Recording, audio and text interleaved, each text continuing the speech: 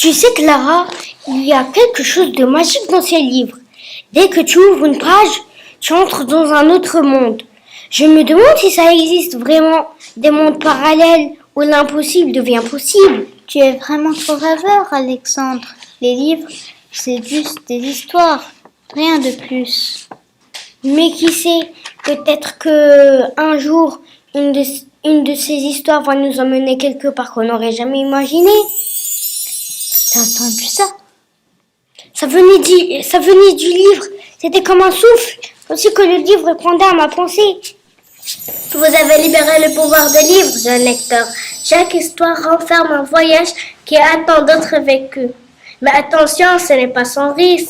Mais qui êtes-vous? La gardienne des livres? Mais vous êtes réelle?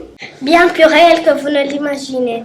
Tous les livres que vous lisez ont une vie propre. Aujourd'hui, vous êtes sur le point de comprendre. Tu te prends pour un magicien ou quoi? C'est juste un vieux livre bizarre. Non, regarde, les mots rouges, c'est comme si c'était en train de nous parler. C'est peut-être un effet spécial. Tu t'imagines des trucs. Allez, lisons calmement.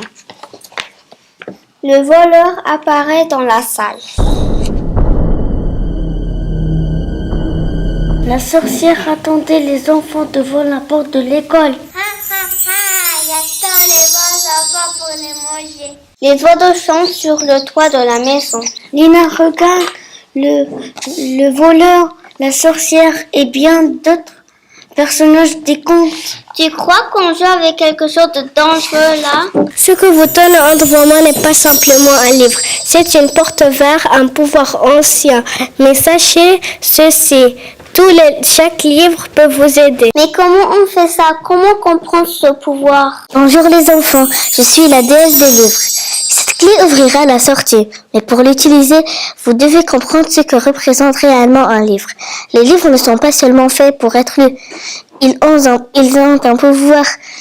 Vous devez utiliser votre imagination, vos connaissances et votre cœur pour franchir la porte. Et les amis, je crois que le secret, c'est de ne pas avoir peur d'imaginer, de croire en impossible et d'accepter que les livres ne sont pas seulement des histoires, ils sont des mondes, des clés, des vérités. Les livres ne sont pas juste des objets, ce sont des fenêtres vers d'autres réalités, des miroirs qui nous montrent qui nous sommes.